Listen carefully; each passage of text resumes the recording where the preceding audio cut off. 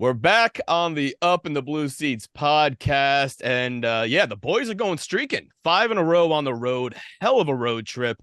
And, instead of recapping everything, 'cause I'm pretty sure we all know what's going on at this point. The Rangers look great. They are now 6-1-0 on the road. And they're coming home for some home garden cooking. And coming home is Mollie Walker. As anyone who's watching the show right now can see, Mollie is in between flights in the airport coming home. We're also joined by the great Larry Brooks, and of course, Brian Boyle. And listen, we're just going to get right into it because there's a lot to discuss here. First off, the boys, historic road trip, 5-0, first time ever done in Rangers history, obviously riding the backs of the goalies. Jonathan Quick, another shutout win, and his streak is looking pretty damn good right now to 5 consecutive periods without a goal. And Mika with the overtime winner. But I guess first off, let's start with you, Mollie. Mollie, what's the reaction? I mean, obviously, there's so much hype and excitement coming home for the boys at this point right now. Everyone's got to be feeling pretty damn good, I'd imagine. Yeah, I mean, I think I really appreciated the way Peter Laviolette answered my question in his post-game interview, and same with Jacob Trouba. I mean, this is an original 6 franchise, 97 years. To have any sort of franchise first is pretty spectacular. It was not an easy road trip, even though, you could argue Edmonton, Calgary not playing their best right now, but they faced probably the toughest team of the entire trip in the final game, and they were still able to pull out the win in overtime, second overtime game in a row. Mika Zibanejad scores the second goal in as many games after going scoreless through the first 6. Just the vibes were good in the locker room for sure, and I think it's not lost on this team that, making franchise history is a big deal. And I was talking to Jacob Trouba after the game, and he said that Nashville game, he didn't want to call it an eye-opener, but I know he did.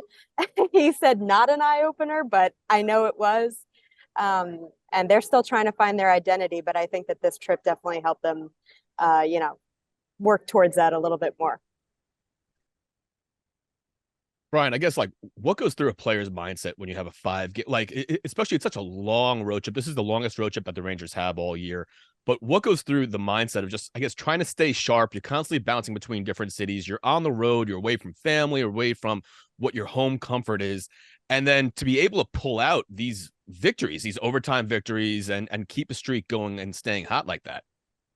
Well, not all road trips are created equally. And when you're on a 5-banger that ends up in Winnipeg, it seems a little bit longer than 5 games. And it's like, we're here, we might as well win. And I think Mika said it great in the post game on TV, on camera last night. He said, we're happy to be out. Now that we won, we can say we're happy to go home. And they want to get back. I mean, it's cold up there. It's cold in Winnipeg. You're telling me. But 15 degrees. Yeah, well, not even Halloween yet. Well, I guess it is now. Yeah. But guess who else is ready to go home? This girl. Our intrepid. Right here. No, I love Winnipeg. airports.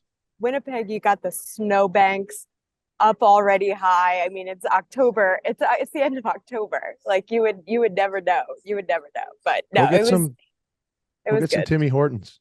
I did this morning, actually. Oh, the French vanilla coffee is my favorite.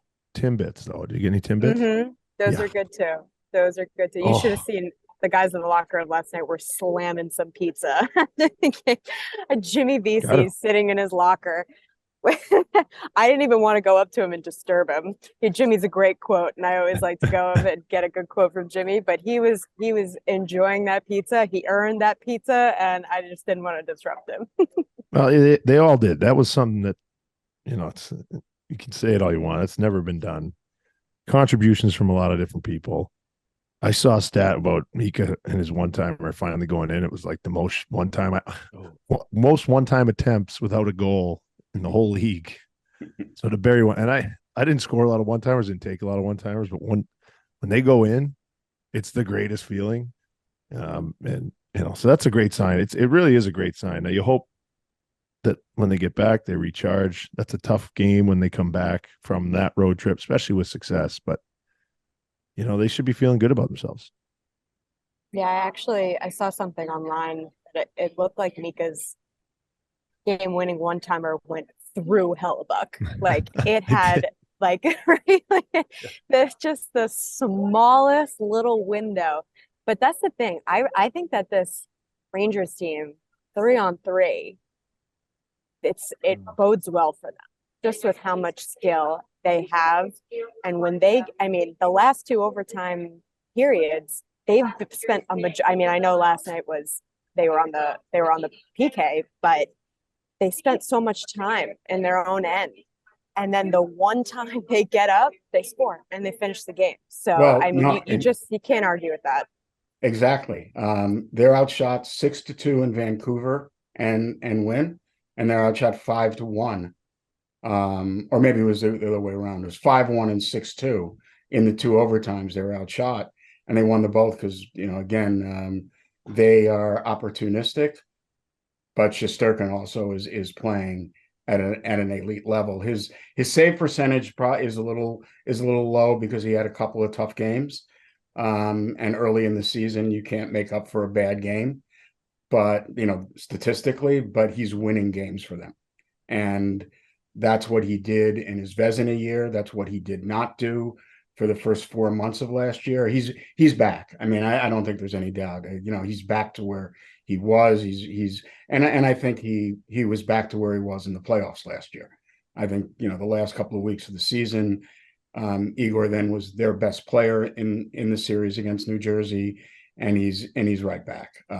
They have elite goaltending, and if Jonathan Quick is going to play this way, then their tandem is right at the top of the league.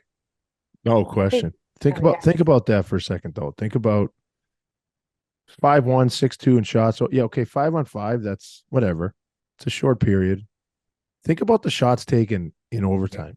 You know what I mean? You watch overtime, and you're like, when's something going to happen? And then because teams are waiting for a grade A, and if it'd be interesting to see goaltending save percentage in overtime, if it's different at all. And I could be, talking nonsense here, but I just know that the mindset is to control the puck, control the play until you can have a 2-on-1 or a grade A opportunity, and to hang in there and make probably 4 or at least 5 real quality saves to keep your team in it.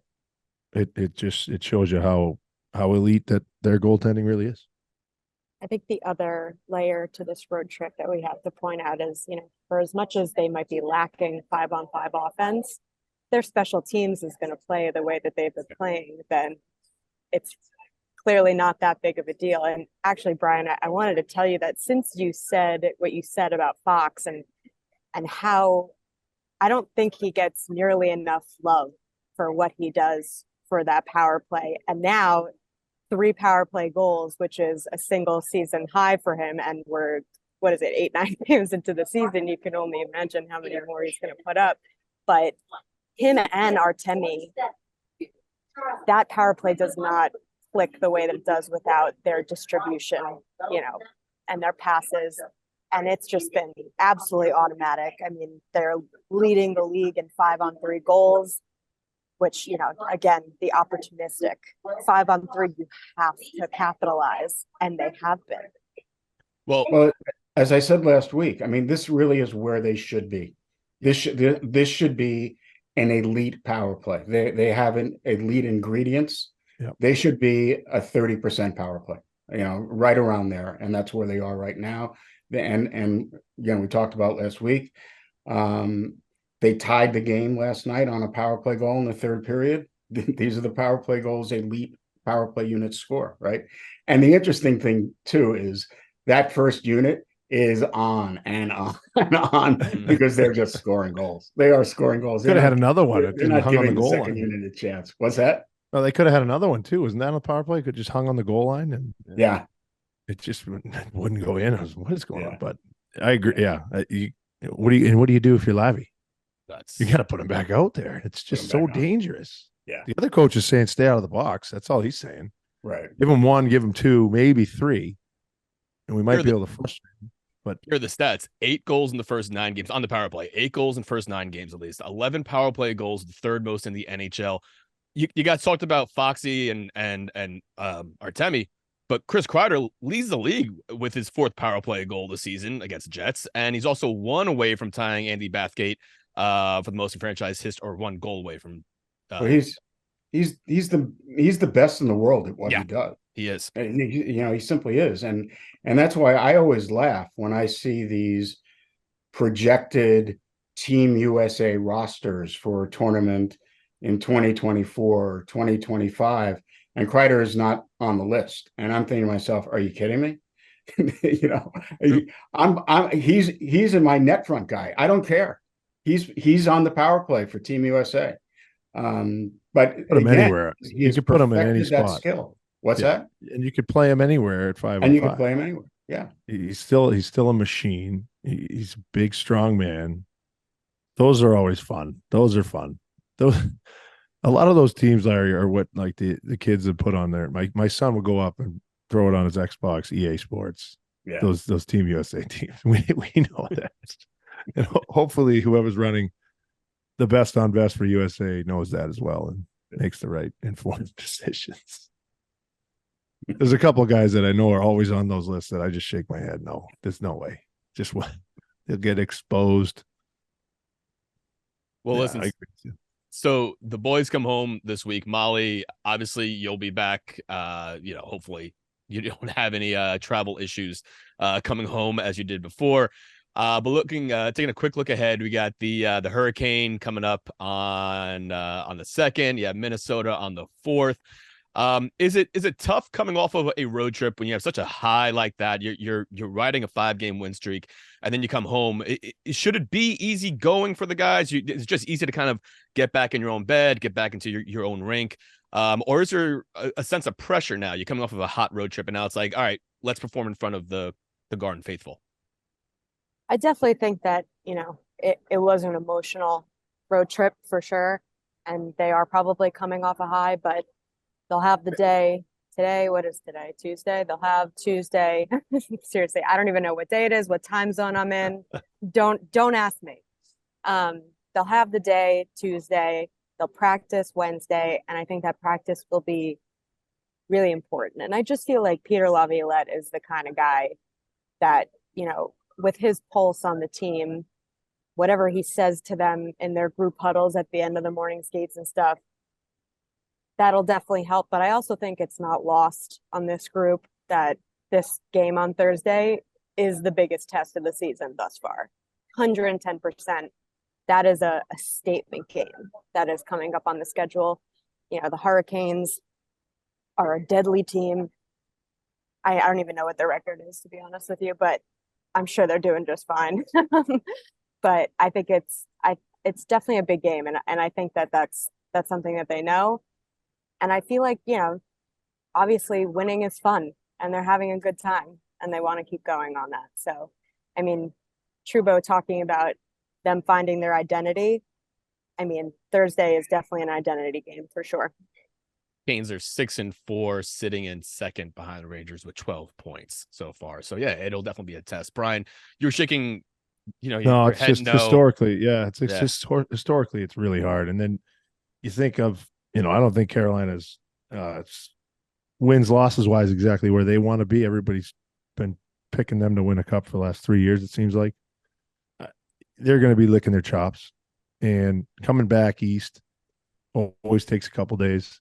Mollie made a great point. Like practice, would you say tomorrow? That's going to be big, and you kind of have to you got to push it, and it might only be 40 minutes, but you got to really push it and feel awful. Have a bad practice, whatever, get the lungs going, try and kind of recalibrate, because those are really hard games when you're coming back, and whatever you feel comfortable or you're back in there, you feel like you just had some time off after you accomplished something, and they didn't accomplish anything really, but they did what they had to do.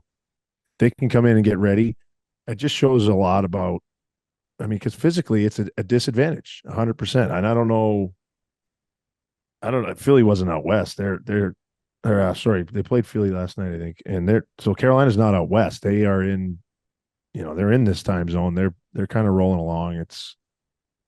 They're already kind of up in this climate where they want to be. They'll be ready to play, especially knowing what the Rangers have just done. And they're an in-your-face team. They play really fast. It's really, you're not going to get anything for free from them, and it's going to be a challenge if they can get up and get ready for that challenge and find a way to win a game, even if it's ugly.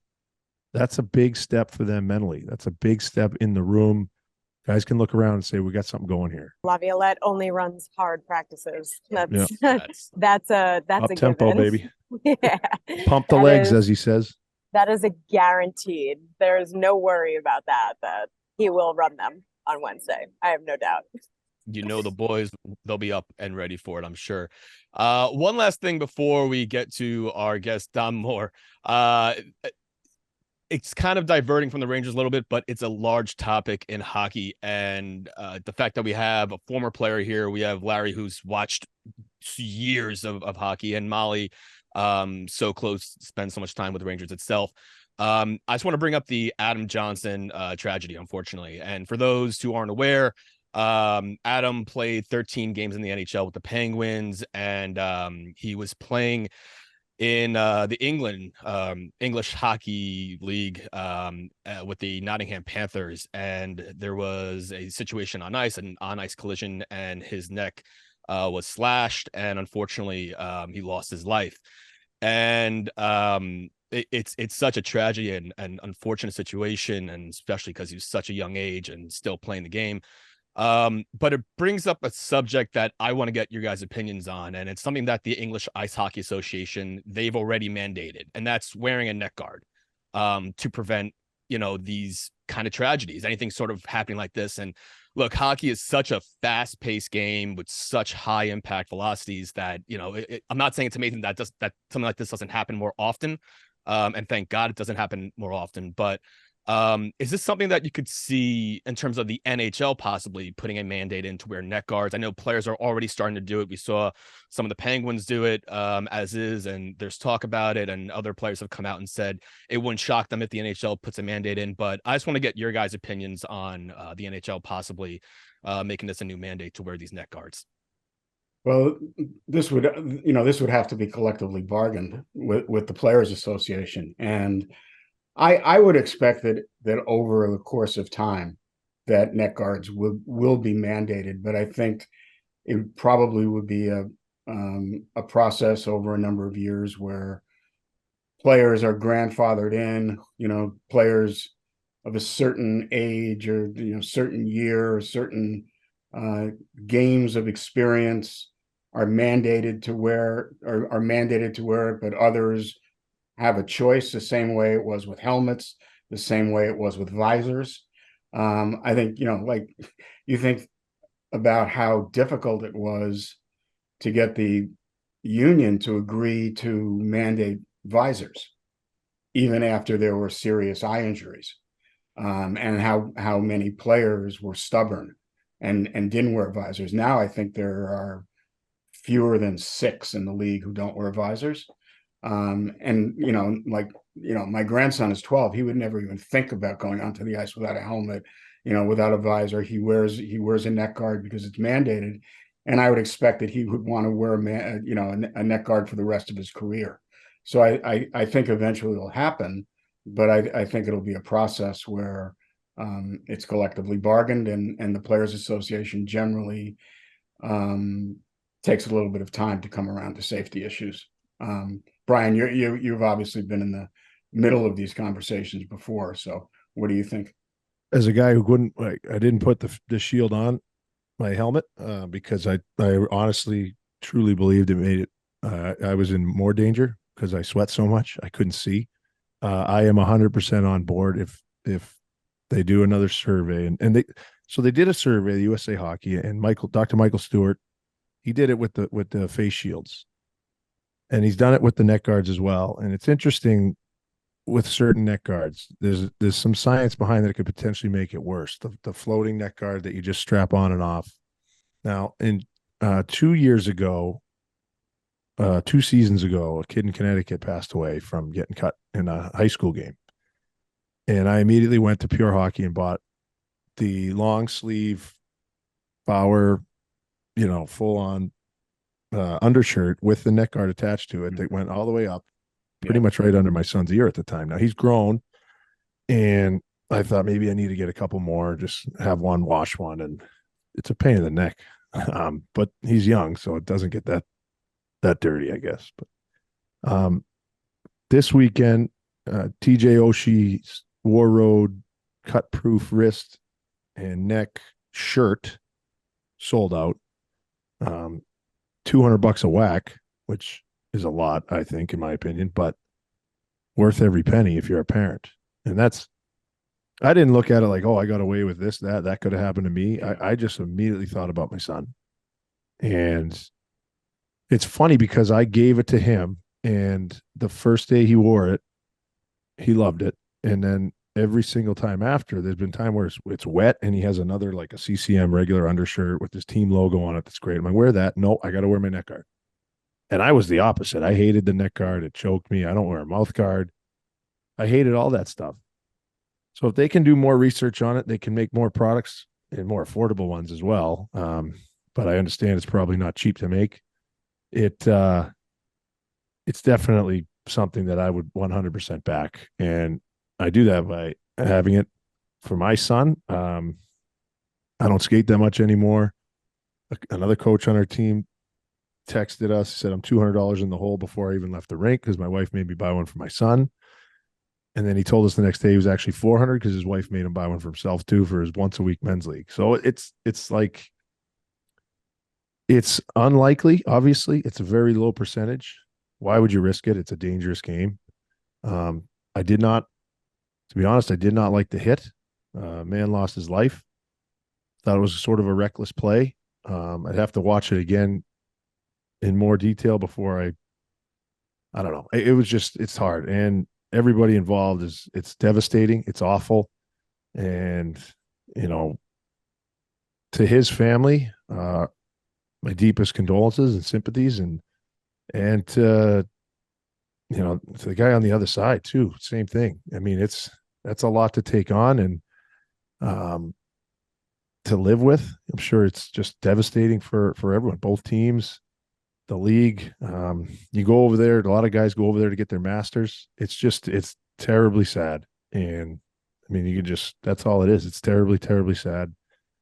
And if you can avoid it with a piece of equipment, 100% you got to do it. Yeah, I run around the Rangers yesterday, staff and players alike, and guys are rattled. Guys are really, really rattled.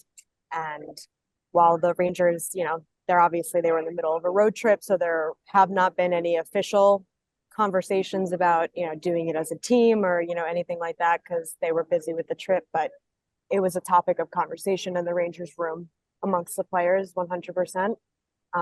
Guys are thinking about it. It's obviously a change, in your routine, what you're comfortable with, what you're wearing and stuff. But I mean, a lot of the guys, and I actually had one player who was generous enough to show it to me because obviously I've never worn this equipment in my life. But I mean, they already have, a lot of them already wear cut resistant wrist guards and ankle guards, that just cover the exposed areas that the equipment don't.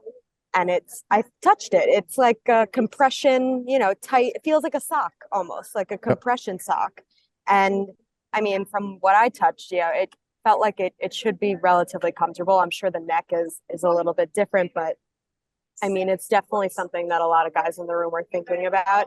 I saw online that Bill Daly and Gary Bettman have been in communication with Marty Walsh, and it sounds like the NHL is definitely pushing for there to be a neck guard mandate because, obviously it doesn't matter what league it happens in. It's always absolutely horrible and an absolute tragedy. But obviously the NHL is looking at this situation and, thinking to themselves, why would we, want to put ourselves in a position where it could be one of our players, So I definitely wouldn't be surprised if this becomes a thing.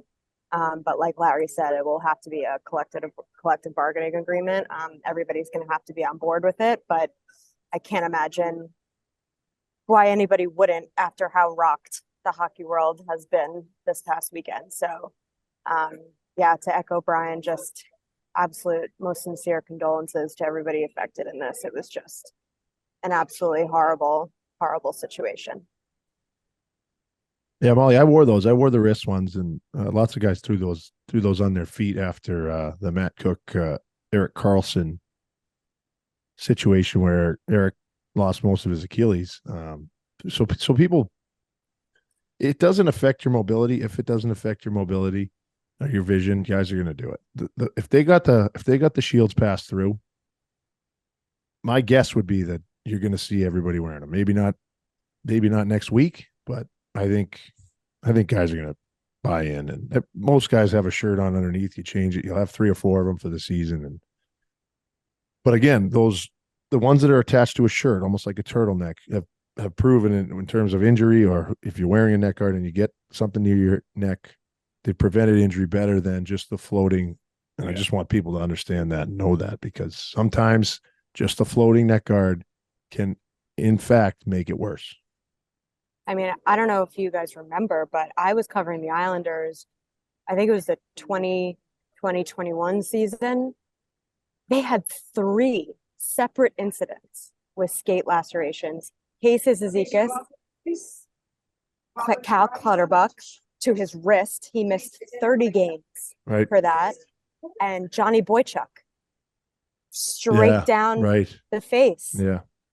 And I remember, I mean, I hope he doesn't mind me telling the story. I mean, we wrote about it, but I remember Cal Clutterbuck, his first media availability, he handpicked the 3 reporters that he was comfortable with being in the room, and I was grateful enough to be one of them.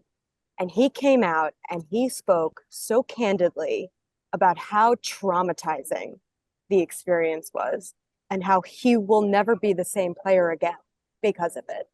He was so rattled. I can't even imagine what, like, it literally makes me shiver what that sort of experience would be like. But I would imagine that players like that, I mean, Johnny Boychuk is such a lively, happy-go-lucky person that, of course, when I spoke to him about his incident, he's making me laugh, telling me about how his facial recognition on his iPhone didn't recognize him because his face was so busted up. It was mangled. But that's Johnny Boychuk.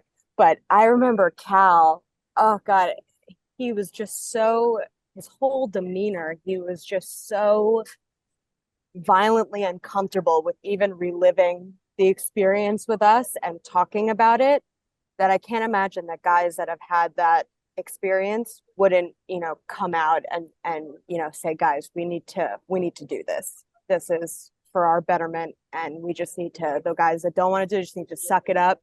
It's better than bleeding out on the ice. Yeah, we never want to see that kind of tragedy in the NHL. And again, offer our deepest condolences to the Johnson family. All right, so coming up next, we have former Ranger great Dominic Moore, and you're gonna hear some pretty cool stories. All that and more coming up next on Up in the Blue Seats. All right, back on Up in the Blue Seats podcast here, and we're joined by a very, very awesome guest, a guest that a lot of you Ranger fans will know. He was drafted 3rd round of the 2000 NHL draft, 93rd overall by your New York Rangers. He played in 897 career games of his NHL career, including 322 of those with the New York Rangers. He scored 31 of his 106 career goals with the Blue Shirts. He was the 2013-14 Bill Masterson Memorial Trophy winner, only one of 5 Rangers to do that, and that's just an amazing award to win. So I'm sure he's proud of that. I'm sure it's a esteemed class to be a part of as well too. Most notably, he scored a pretty big winning goal in Game 6 of the Eastern Conference Finals in 2014 to help send the Blue Shirts to the Stanley Cup Finals. And recently retired in 2017, 2018 from Toronto. But right now he's on ESPN. You can catch him on there giving his hockey analysis. It's the great Dominic Moore. Dom, great to see you, bud. Happy to join you here. Thank you for having me. I should mention we have another Masterton winner on this podcast, and we also have a Hall of Fame honoree. And I should add one of the people responsible for nominating the Masterton, nominees. So grateful to our co-hosts here as well. Absolutely. Well, so there's a lot of different ways we could start here, but I mean, one of the ones at least I personally as a Ranger fan would love to start with, is the game-winning goal in Game 6. And I mean, it's only appropriate that we also have Brian Boyle here, which anyone who's seen that play, and I've watched it enough times, I'm sure many Ranger fans have seen it enough times. Brian set you up on that play there. So can you take me through, that game-winning goal? Obviously, that was your third chance trying to get to the Stanley Cup Finals, and the fact that it was you to put him ahead, and that was the only goal needed. Does that play still run through your head? Does that moment still go there? Like how did all that go down in your mind? It's something that Boiler and I love to talk about. We, going back earlier in that very season, I remember Alain Vigneault had given a team a speech where he talked about that we had 3 good lines, and Boiler and I looked at each other and said, okay, thanks for that shout out. Basically acknowledging that we weren't part of the team. So Boiler and I, we had made it our mission to make an impact, with limited opportunity to do our job well, to do our defensive role well. We had meshed well on and off the ice. We enjoyed playing together. We enjoyed talking about all matter of things. And so I think you saw that come together in the playoffs. And so I think that goal means a lot to me, because of the camaraderie we had. We had Derek Dorsett, and we had a couple different wingers that were with us at various times, but Boyle and I were together for most of that year. And that memory, the electricity in the building, is something I'll never forget. I mean, conference final, that game of that magnitude, Montreal Canadiens, 20 years removed from 94. All of that was not lost on us, and the margins were so small. And yeah, in terms of the specific memories of that goal, it's actually funny. Someone sent me this, since we have this on video. This is a coaster. I don't know if you can see, but it has the whole play drawn up. And so you see Boiler behind the net there. Yep. And I just tried to get lost. Mac had come down and pinched down and kept the play alive. I tried to get lost on the weak side there. And fortunately, it worked out. Kind of the guy covering me kind of lost his focus a little bit, and then I was able to time it well. But the play from Boiler was incredible, like kind of a no-look play. He knew before he got the puck what his options were. And if he didn't, that extra second he would have taken to figure it out, the play would have broken down. So an exceptional play and playmaker from Boiler there. And that was all we needed to get into the finals.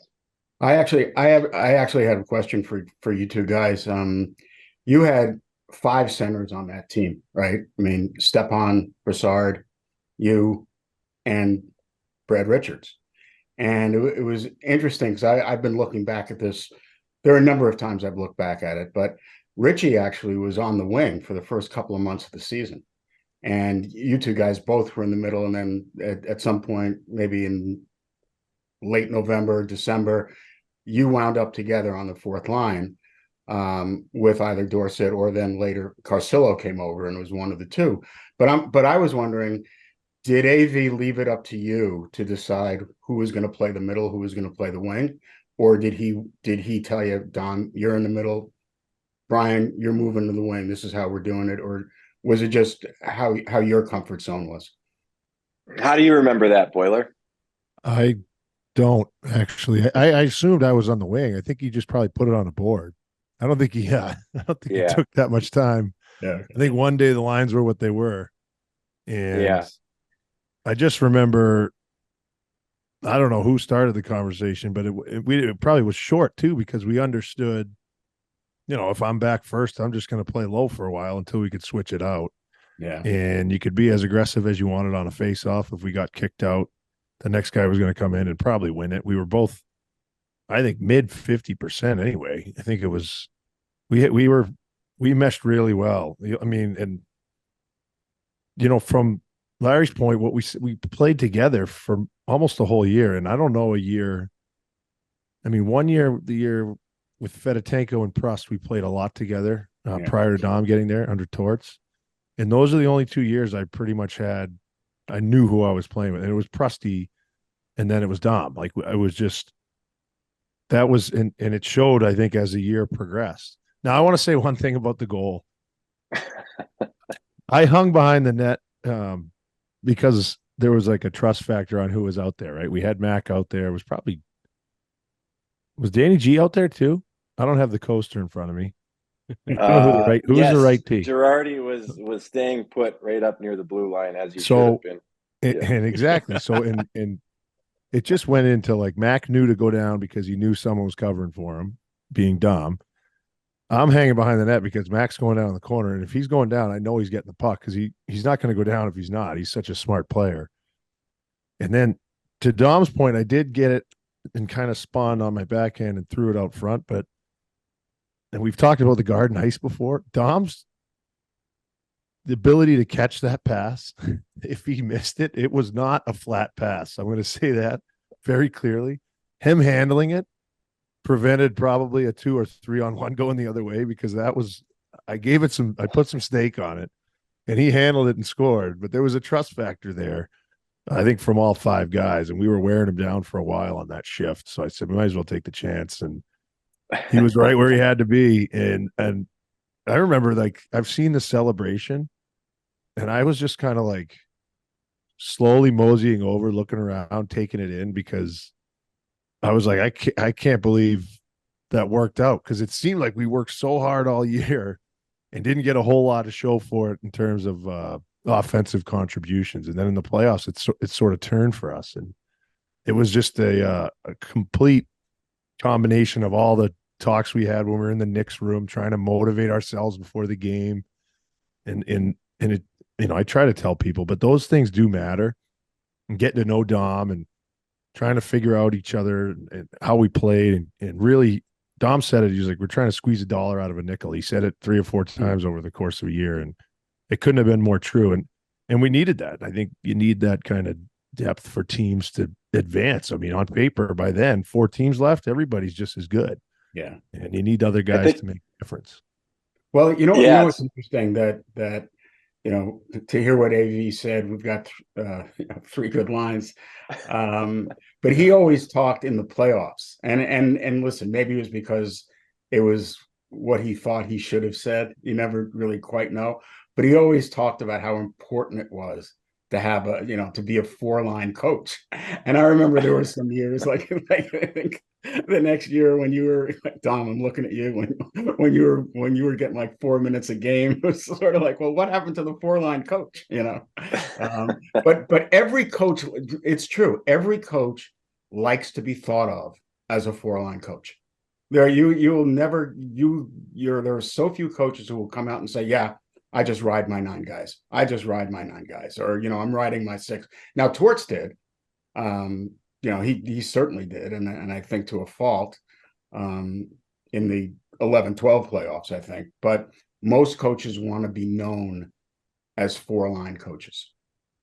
I'd say that's mostly true. I don't say that's true across the board, though. I think especially in this day and age, with the cap being what it is, I think you see a lot of teams trying to really load up on 3 lines and, just have the 4th line be kind of forgotten. But I think you're seeing the teams that have success don't approach it that way. Vegas is the most recent example, but maybe the perfect example. I mean, they blew everybody away because of their depth. And every single line could play offensively. Every single line could hem teams in on the forecheck. And it reminded me of the impact that we had. I mean, let's remember, like, AV, despite what his comment was, he used us to shut down Crosby. That was our role. So that's a big responsibility. And we did it not by just playing defensive hockey. We did it by being aggressive. We did it by playing offense. Like Boiler said, there was a trust factor. And Brooksy, to your point, having 2 centers on the line, and Brian alluded to it too, we could be more aggressive, because we knew that I had full confidence in Brian playing low and protecting ourselves in the D zone, and vice versa. I've been on a lot of lines, before that and since that I just didn't have that trust, so I couldn't afford to be as aggressive up ice to get in and try to break up plays. And I think that's how you create those opportunities. And Boiler, to your point about the playoffs, we finally broke through. I think that's how it often happens. The margins are so small. The games depend on these little details that when you're bleeding a dollar out of a nickel, the way we had that was our attitude and our mentality. Well, then you get good at playing games like that. And so to me, it's no coincidence that that's the way it played out. Can't agree more. Man, it was fun. Those games are fun. Like, because of the grind of playoffs, it seemed like we were counted on more. We would get more shifts. They might have been 25 seconds, but he was trying to get everyone involved. And we're just like, this is great. We get to play a little bit more. You're not expected to score, every period as a line. If we hold serve sometimes, or we have tough matchups like against the Crosby, and we have a couple zones in their end, the whole team got lifted up. We fed off that. I thought that was the best. That whole playoff run, so many memories, and Dom and I have talked about it a lot. Like the Philly series was such a grind. Yeah. And it was even harder when Dom tackled me after he scored that big goal. There are a few. Pull up a photo of that. It was amazing. I got trucked. I had to go to the dark room after that. But it was so fun. Just let me ask you. I don't remember the next year when Brian was in Tampa. Did you guys were you matched against each other in that series a lot? Was Brian on the wing? I don't. I was playing center with Brendan Morrow, and pretty much that's it. I think we went 11-7 a lot. And Coop was trying to mix it up, and I had a back injury where I had to get an injection. I missed game 1 of that series. Dom actually scored, so I came in and shut Dom down. That's what we'll say. Okay. Although those games were wild too. Like, we'd eke one out, and then they'd blow the doors off of us. It was as strange a series as I've seen. Honestly, the Rangers would go down there, score 6, score 7, score 6. And then they were shut out in games 5 and 7. They lost the last 3 at home. It was, and looking at it from my perspective, yes, losing the conference finals to New Jersey in 12 was disappointing. Losing the finals in 14 was disappointing. But to me, like, losing that series in 15 was just a mystery. And I know their guys were banged up, but every team has players banged up. It was just so strange the way the series went. They'd score 6 down there, they'd get shut out. They'd score 6 down there, they'd get shut out. Very, very, very strange. I agree with you. That one is the hardest one for me looking back on to swallow. I just felt like we had every opportunity, and we just, I don't know what it was about. We kind of let our foot off the gas, or certain change in mentality from game to game, and left it on the table there. So that's definitely, with all the great memories that we had, that 2015 one felt like we left something on the table there for sure. Mm-hmm. Well, speaking of the past Rangers, let's take a quick look at the current Rangers. And, one of the things we've been talking about in the show so far is the 5-game road winning streak, the first time in franchise history that's happened. Dom, I'm just kind of curious, what's your take on the current state of the Rangers team from what you've seen from an outsider, obviously being a former blue shirter yourself?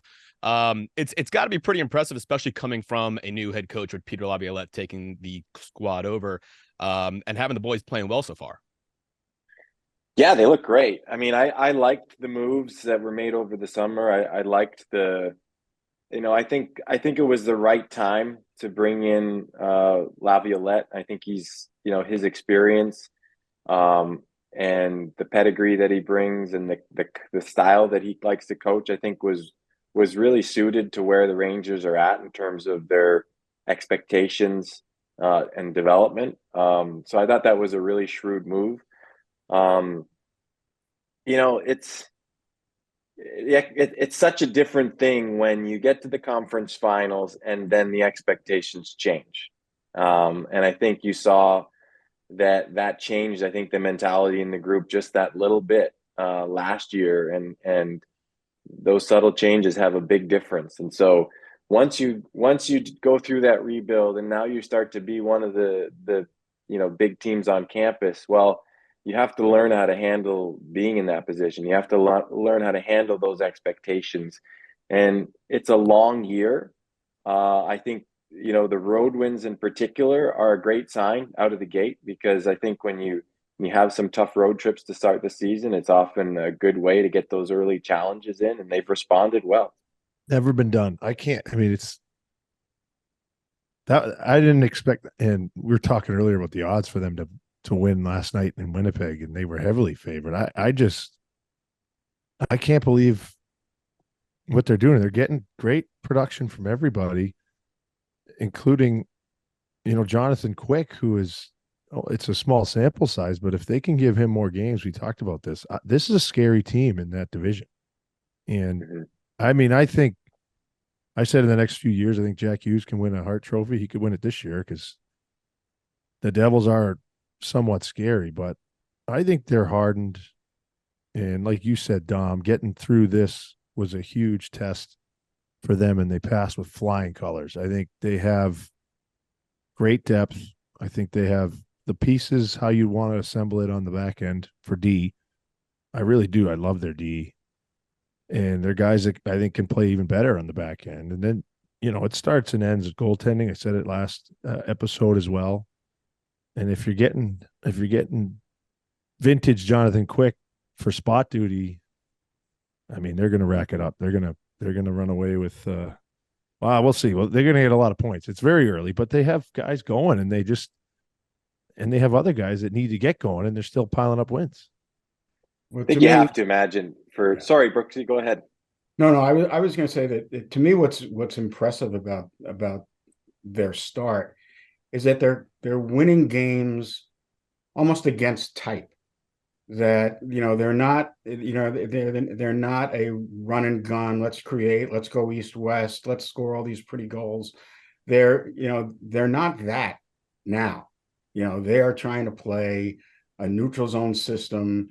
They're not creating very much 5-on-5, but they're giving up almost nothing 5-on-5, and so they're allowing now their power play, which should be a top unit group in the NHL, is an elite group. And so they're getting good goaltending, they're getting great production on their power play.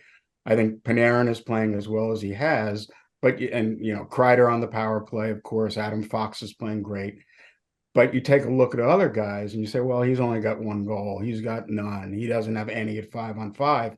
And yet they're winning because they're winning more because of their structure, because of their buy-in, because of their attention to detail, instead of just beating you on talent. And I think that's an interesting development for this team. That goes a long way with me, right? Sorry, Dom. I just think that's that team that made the 14 finals, right? Who was our leading scorer? Zook? Yeah. Right. 61 points, maybe? Right. Right. No, I think there's two seasons, right? There's the regular season, and then there's the playoffs. And I think a lot of teams get confused, and they're having a ton of success, and then they get surprised in the playoffs when it doesn't work out. And, that's one thing that I think you got to build it all season long to get where you want to be as a playoff style team. And that to me is 5-on-5 depth, defensive tight games like that, because you can't rely on, run and gun when push comes to shove and the margins get smaller. It certainly helps when you face a New Jersey in the playoffs and you're able to play that kind of stingy style of game and be at ease with it. Well, you develop that over the course of the season. And if you have the ace in the hole in Shesterkin, then that's your advantage over the opposition. And if you have that kind of finishing talent, then that's your advantage over the opposition. But I don't think you want to be reliant on your power play when it comes to the playoffs, because we see over and over again that in game 6s and 7s, there maybe one power play in the whole game. So I think that's a crucial thing. Develop it early. And I think that's partly where, again, the value from Peter Laviolette comes in. Well, it'll certainly be something to keep watching for the rest of the season. Dom, we know that you've got a tight schedule as well, so we appreciate you coming on. But before we let you go, I know, again, you've been retired since the 2017-18 season, and we have Boiler over here who's, fresh into retirement here. Any sort of advice that you can have for Brian, just as someone that's been out of the game for a few years now and, kind of fully into the media stream, which Brian is getting there at this point. He doesn't need my advice. Brian is an incredibly smart guy, incredibly articulate, great communicator, character person. So yeah, I think it's awesome to see him getting his feet wet in these different things that he's going to get himself involved in. But whatever he does, he'll do an exceptional job. Yeah, I'm gonna talk about how when you change careers and then have more kids, change careers and have 3 more little babies. See how that works out. Maybe not the smartest guy, but really nice of you, Dom. Really appreciate your time. Your only mistake right now is the Tampa Bay poster in the Rangers. Listen, podcast. I told you I don't have 5 minutes to decorate. I only have 2 jerseys up, and one's an all-star game, and the other one's our cup, our home blue Stanley Cup final patch jersey from the Rangers. Those are the 2 jerseys that are framed as well. It's just not in here. It's down in the gym. The other room. Yeah. It's down in the gym, man. My daughter, I played for 10 teams, but my daughter, she has a Ranger jersey. So that's the way it is in our house. We like my that. son's a fan of 2 teams, so I bet you can guess who they are. Well, Dom, the Red Sox and we appreciate Tampa. you coming on, Don. Rangers. And listen, be sure to catch him on ESPN, given all the great analysis. And hopefully we'll have it back on later in the year. We can talk about the boys in blue, and hope you have a good rest of the season. All right. Thanks, guys. Thanks a lot. Thanks, Dom. Thanks, Dom. And that'll put a bow on episode 130 of Up in the Blue Seats, our Rangers podcast from the New York Post. Before we get out of here, we got to give out some stars of the week. Brian, who's your number 1 star of the week? I'm going Mika. He busts through with a 1T. And finally, I mean, the stat was he led the league in 1Ts without a goal, and he blasts one through this week. That's a big goal for him. That feeling is unlike any other feeling. Some goals feel different, and that's one of them. But he needs to continue, obviously, playing at that level, scoring goals, because they're gonna need a lot of goals. Maybe some 5-on-5 goals too. Let's get that thing going.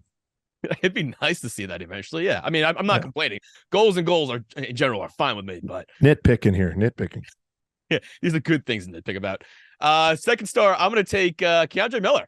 And look, he's been a topic of discussion on here. He was a topic of a fan question last week, which I know you love, Brian. But love fan questions. But he had the I love OT. them. I do. Yeah, of course.